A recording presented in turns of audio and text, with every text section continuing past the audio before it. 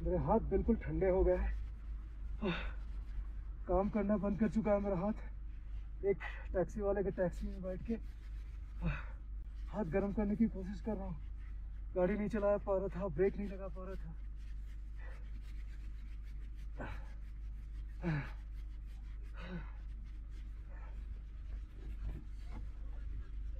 Gloves कौन सा है आपके पास? कोई इनर नहीं है? हाँ, इनर इधर पे ना, इधर कोई दिक्कत नहीं हो रहा। ग्लोव्स नहीं, ग्लव्स में नहीं है शायद।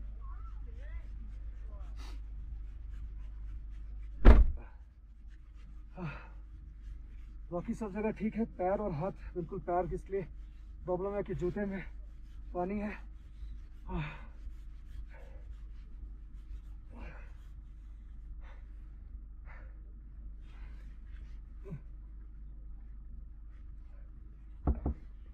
थोड़ा बाइक साइड कर देना, खुला हुआ है।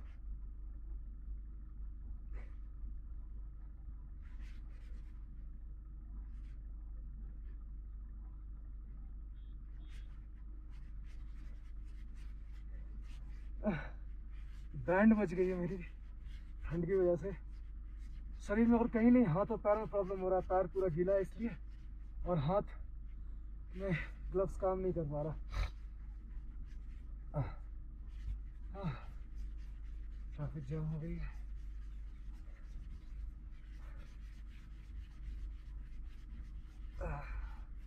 पैर भी जाम है मेरा।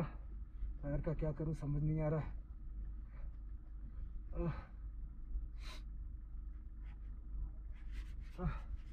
हाथ तो कुछ बेटर हुआ है रब करने से, लेकिन पैर बिल्कुल नहीं कर पा रहे हैं कुछ। पैर गीला, जूता गीला, मोजा गीला।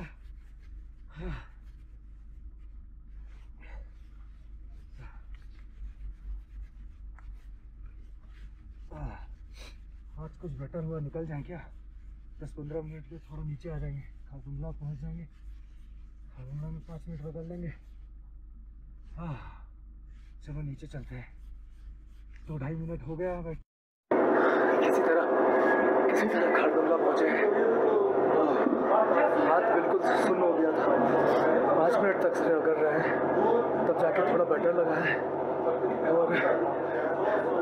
और पैर का कुछ नहीं कर सकते हैं। जूते पूरे गीले हैं, मोजा पूरा गीला है। अगर चेंज भी करें हम मोजे तो भी जूता पूरा गीला है। जूता स्पेयर नहीं है मेरे पास, एक ही जूता लेके आया है। तो 2 मिनट का यहाँ ब्रेक ले रहे हैं। हाथ फिर से गर्म कर रहे हैं थोड़ा सा, और तेज़ी से यहाँ से निकलेंगे नीचे की ओर। अगला 1-2 किलोमीटर रोड ख़राब है, लेकिन उसके बाद रोड ठीक है। तो जितना हो सके चलते नीचे जाएंगे, क्योंकि अब ठंड बर्दाश्त नहीं कर पा रहे हैं। ऐसा नहीं कि बहुत ठंड है, यहाँ पर कोई प्रॉब्लम नहीं है बॉडी में। सिर्फ जो पास ज़्यादा एक्सपोज्ड है, जैसे कि पानी की वजह से जूते और हाथ, वही प्रॉब्लम है, और कहीं प्रॉब्लम नहीं है, बाकी सब ठीक है। तो अब मैं खारदुंगला से भाग रहा हूँ, चल नहीं रहा हूँ, लिटरली भागने वाला हूँ। यहाँ पर खारदुंगला में कैफ़े में अंदर घुस करके पहले तो मैंने अपने सारे हाथ गर्म किए और एक ही जगह पे जंप लगाता रहा, दौड़ता रहा। बाहर आके भी मैं वही करता रहा, दौड़ लगा रहा था और हाथ मलवा था। जल्दी मैंने ग्लव्स पहना और हाथ तो थोड़े गर्म हो गए, लेकिन पैर में थोड़ा सा सेंसेशन आया है। हाथ और पैर का सेंसेशन चला गया था, बट अब हल्का सा आया है पैर में। रीज़न बीइंग जूता पूरा गीला है और कुछ कर नहीं सकते हैं जूते का। हाथ तो फिर भी काफ़ी अच्छा महसूस कर रहे हैं। तो अब थोड़ा सा तेज़ी से जाएंगे, बट केयरफुल ही जाएंगे। जहाँ भी लगेगा कि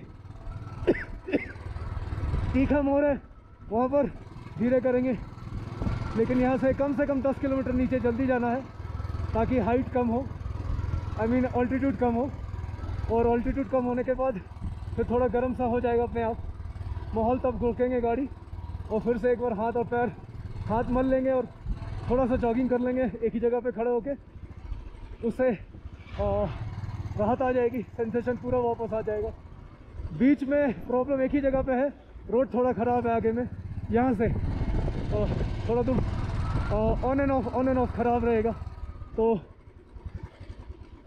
यहाँ पर धीरे ही चलना होगा।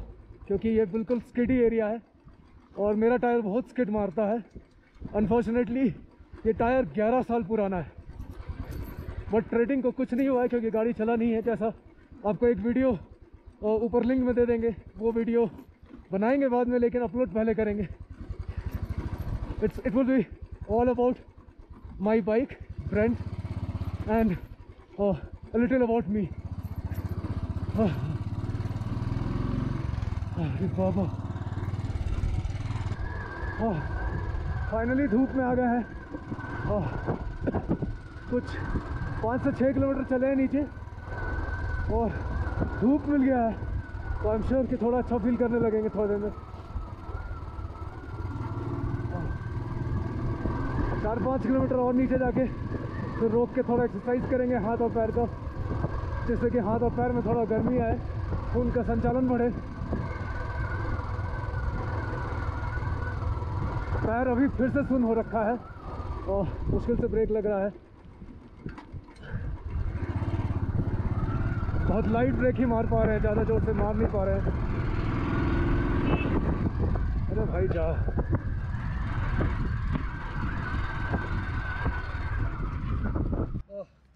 लगभग 10-11 किलोमीटर चला लिया मैंने खारदुंगला से।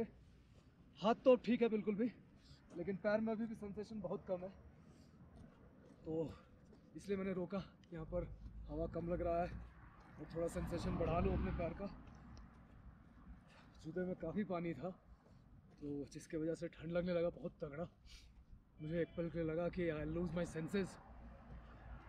और जिस समय मैंने गाड़ी रोकी थी पहली बार और टैक्सी में जाके बैठ करके अपना हाथ मलना शुरू किया था, उस समय तो मुझे लगा कि आई एम ऑलमोस्ट गॉन, बेहोश हो जाऊंगा मैं। अभी बहुत अच्छा लग रहा है।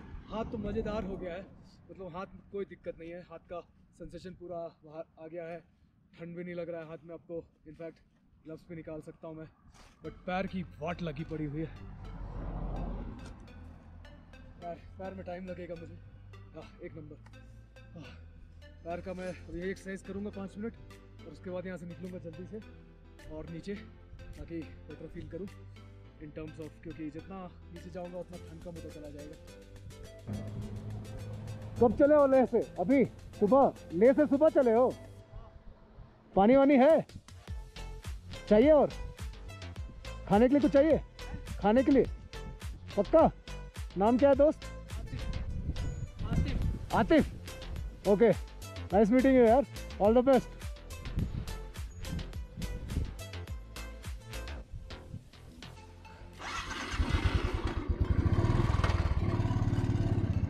तो ये आतिफ भाई साइकिल से केरला से निकले हैं। ओ भाई साहब, these guys are on the next level.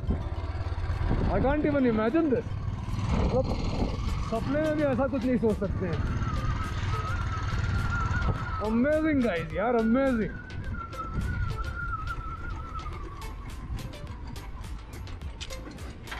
हाँ, जब भी ऐसा कोई मिलता है तो रुक करके ज़रूर बात कर लेता हूँ, कैप्चर भी कर लेता हूँ, ताकि लोगों को पता चले कि ऐसे भी लोग हैं यहाँ। तो और कभी भी ऐसे लोग मिले तो इनसे पानी और खाने के लिए कुछ पूछ लिया करो, यू नेवर नो इनकी क्या हालत हो।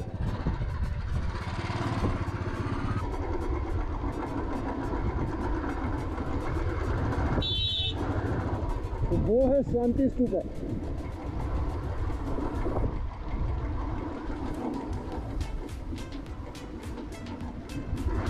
वो देखिए वादियाँ, ओए है बहुत बर्फीला था।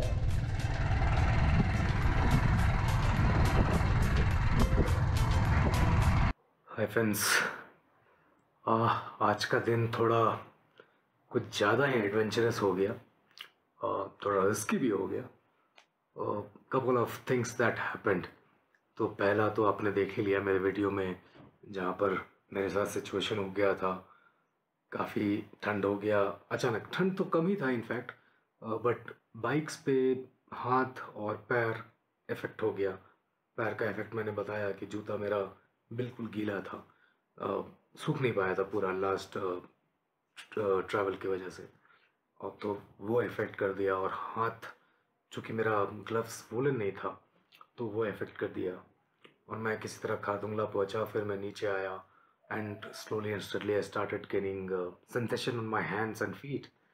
किसी तरह जब मैं 10-12 किलोमीटर 15 किलोमीटर जब नीचे आ गया तो सब कुछ नॉर्मल हो गया, and thanks to pray to God everything is fine. तो मैं जब होटल आया, और ये सेम होटल है जहाँ मैं पहले 2 दिन पहले रहा था, तो आते ही एक और बैड न्यूज़ पता चला कि there was a group of four people who came here, and not to stay here, but basically they hired a vehicle from here. They went to Pangong and something very bad happened. तो वो आए थे एक दिन, और उसके बाद अगले दिन ही ये गाड़ी लेकर के पैंगोंग चले गए। और जैसे ही ये लोग तांगस्ते पहुँचे, उनका उसमें से एक बंदे की तबीयत थोड़ी ख़राब हुई, और वो फिर भी किसी तरह पैंगोंग पहुँच गए, और उसकी तबीयत ज़्यादा ख़राब हुई। बाद में उसे तांगस्ते के मेडिकल कैंप भी नहीं, वो मिलिट्री कैंप है, वहाँ पर उसे काइंड ऑफ मेडिकल सपोर्ट दिया गया, जहाँ पर उसे ऑक्सीजन चढ़ाया गया 1 घंटे के लिए। बट अनफॉर्चुनेटली 1.5-2 घंटे बाद न्यूज़ आई कि ही expired. So this is the bad news that happened again today. So couple of incidents that happened today which was quite disturbing. So एक बात मैं ज़रूर कहना चाहूँगा, and that's the reason I came online to add this to my video. Ladakh is not a tourist destination. Please don't plan it as a tourist destination. Goa नहीं है ये कि आए, पार्टी किया, चले गए। नहीं, यहाँ आने के लिए प्लान बना के आइए, समय लेके आइए। Those guys did that mistake. आज आए और कल चले गए पैंगोंग, जहाँ पर उन्हें चांगला क्रॉस करना है, and these are high altitude places. Pangong जहाँ पर it's not high altitude but still oxygen content का इशू होता है। So जब आप लद्दाख आ रहे हो तो समय लेके आइए, प्लान लेके आइए, but don't stick to that. You might be able to achieve it, you might not be able to achieve it. You have to be prepared for it, and going on the situation you have to change it. Like ideally I was supposed to be in Pangong today, but I'm in Leh. Situation change हुआ, रास्ता बंद था, I changed my plan. Please understand, this is not a normal destination. This is a destination which actually challenges human body. So you have to understand that, और उसी हिसाब से plan करना होगा आपको। आप आइए, 2 दिन का एक्लेमेटाइजेशन कीजिए, that's the best way to do it. लोग 1 दिन का भी करते हैं, but the best way to do it is 2 days of acclimatisation. उसके बाद जिधर जाना है जाइए, स्टिल ओके। डॉक्टर से बात करके आइए अपने, जहाँ भी रहते हैं आप, जिस शहर से भी आ रहे हैं। Tell them that you are going to Ladakh. If they suggest you Diamox और any other document, sorry any other medical talk to your doctor and take their suggestion. If they suggest you any other medicine apart from Diamox, go for it, because different bodies have different capabilities. आपके लिए जो अच्छा है मेरे लिए ना हो, मेरे लिए जो अच्छा है आपके लिए नहीं हो। तो ये ज़रूर कीजिए, और 2 दिन रहिए यहाँ, तब आप वेंचर आउट कीजिए। Otherwise you may and up a situation जहाँ पर लाइफ एंड डेथ हो जाता है। तो ये गलती मत कीजिए। This is a wonderful place, but this is not a normal place. You can go to Goa और XYZ places, land and start partying, start doing whatever you want, but Ladakh is not all about that. That may risk your life.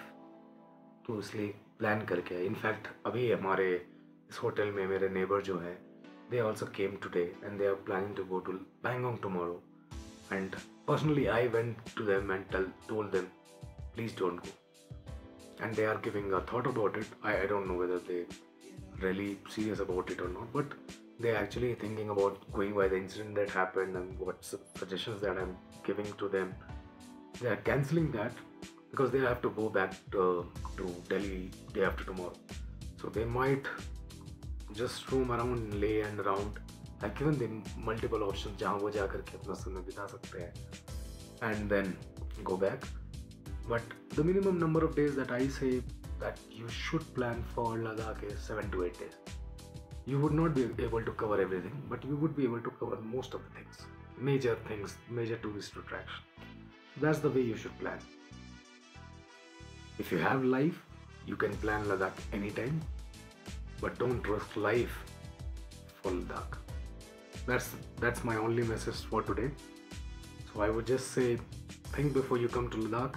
I met actually a lot of people and I've been giving this kind of suggestions. So just plan accordingly. Be safe, stay safe, and enjoy your life.